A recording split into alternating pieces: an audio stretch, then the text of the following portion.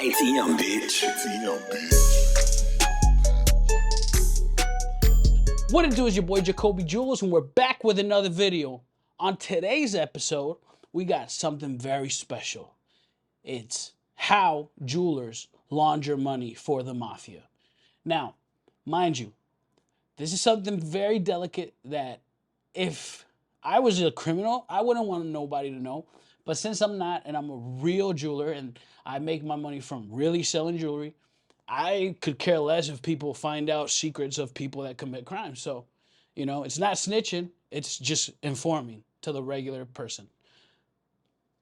So, one of the things I want to talk about is red lights to see of jewelers or watch dealers to make sure that you don't fall victim to their crimes, because also you could, and I'll just let this know, if you have a toe that can be stepped on and you're dealing with these type of people, what do you think is going to happen? You could probably get involved just because they got something going on. Now you got looked at, or whatever.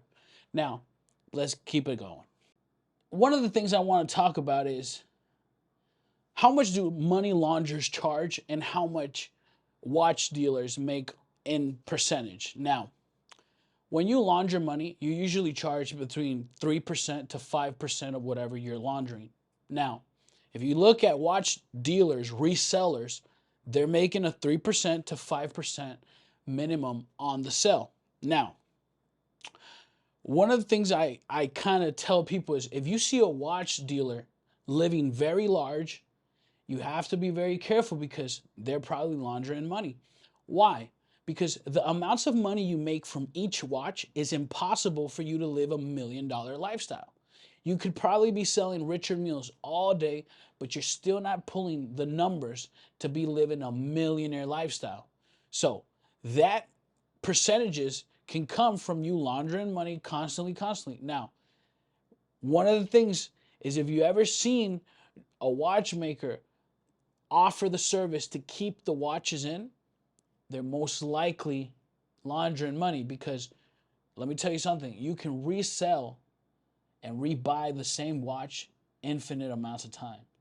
So now, this is how it goes. Let's say Richard is a criminal and he makes $1 million, and he goes to, let's say, Ricky, and Richard goes to Ricky. Ricky's a jeweler. He sells him the watch. Now, Ricky will buy back the watch just at a 3% to 5% commission. So now, Rich, who just sold the $1 million, he just bought the $1 million watch. Now he sold it again, but now instead of having cash, now he has a wire transfer. Now, if I got lost with the names, my bad, but let's just call it like that, like Rich and Ricky. So Rich buys $1 million watch from Ricky. Ricky sells it to him. Boom, everything's fine. Now, on the same day, same phone call, same different. Hey, can you rebuy it? Yes, of course I can rebuy it, but it'll be a 3% to 5% charge just because of convenience. That right there, that's the thing. That's the laundering, because now Ricky sends Rich, let's say, $950,000. And now they're going to go ahead and have $950,000 in a wire transfer. Now they have digital money. So you have to understand, criminals have a lot of paper money, currency, liquid. Now they want it in the digital world because you can't buy a lot of things now with cash. So how do they do it? The jewelers, the watchmakers, the watch resellers. The watch resellers is really where it's at, because watch industry has the excuse that the watches are very expensive. Oh, a Rolex is stainless steel. It costs $50,000. You're out your damn mind, boy. That's how they launder. You mean to tell me that watch is really worth that? No, it's not. It's worth that because they sell it for that. People buy it, but then people buy it. If you're making, let's say, $50 million in an illegal way, you don't care about spending $1 million to clean that $49 million. So you're going to go and buy watches and buy watches. So now the brand, like let's say, Rolex. Rolex is benefiting from people buying the outrageous prices, and now the market, the flip, how the scarcity of it, how you can't get it, makes people believe that the watch is really worth $50,000 when it's just stainless steel. So now what happens is when they want to sell it, they're selling it at whatever the price dictates, but they're charging the less percentage. So people are always winning. Now, those are a couple of ways, but I want to get into the gold chains also. So gold chains can be charged for whatever amount they want. Keep this in mind. You can go up like Ben Baller. Ben Baller could charge you $1 million for the chain, like 2.5 million, something like that for the hundreds chain. Now, it's not up to Ben if someone buys it. It's up to the client if the client buys it. So he just sold a chain that's worth 150,000 for 2.5 million. Now, that 2.5 million, he can go ahead and rebuy it at a 2.3 million.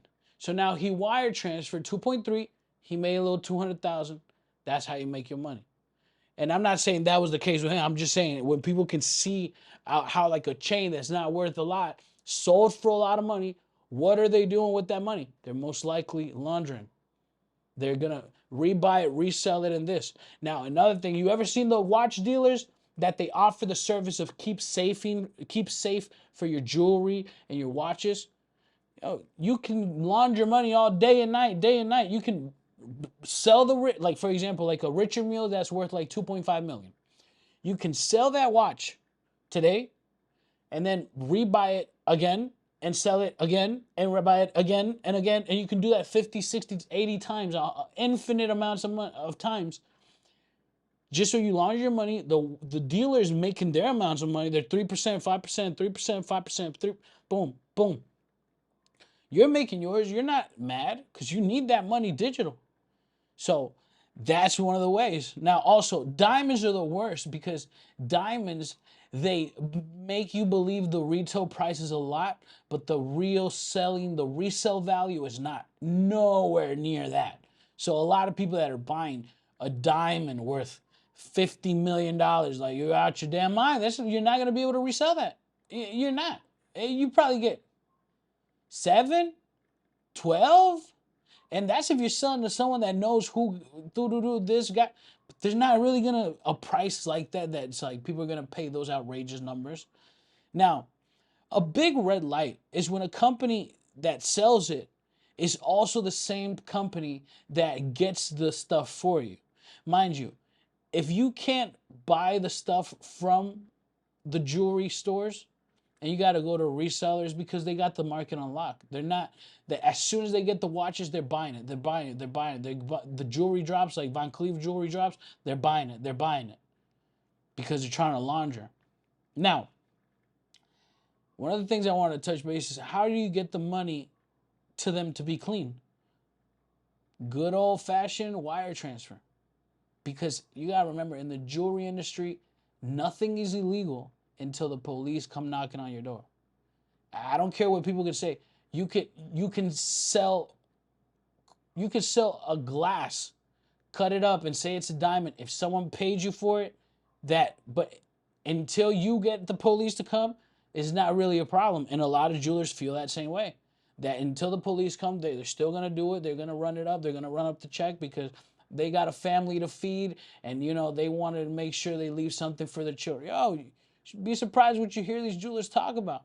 And I'm talking about people that, like they're in the industry. Oh, you'd be surprised. So, also, one of the things I want to say is the reason why jewelers can do that and watch resellers is because they're receiving a lot of money and they're sending out a lot of money. So it's not unusual for them to have money.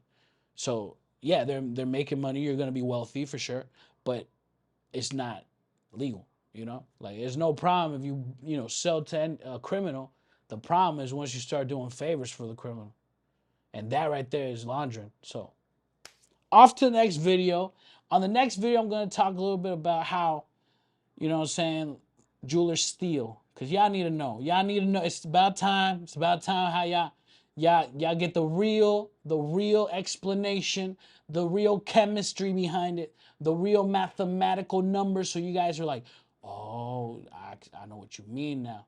You know, I'm gonna tell you guys recipes, this, that, because look, you gotta understand, I'm a good jeweler. I don't steal, but that doesn't mean that I don't know the game. Like, I'm so deep into the jewelry business as a manufacturer, as a real jeweler, that I know the game. Like, you're gonna know, like, even if you're a football player, you're gonna know the little cheap things that other football players do. If you're like baseball and that little the sticky thing that they put on the balls so they got more grip, that's illegal on in the Major League Baseball, but you know that people do it. You know what I'm saying? So like, I'm gonna let the secrets go. We telling everything. We going in with the recipe like Chef Boyardee. Y'all gonna be like, Lord have mercy. And I'm gonna teach you how you can never be a victim of a jeweler stealing from you ever again. I'm gonna tell you what to look out. I'm gonna tell you how to structure the deal. I'm gonna tell you what to make sure your receipt has before you even make a wire transfer or drop money on the table. To the next one, thank you.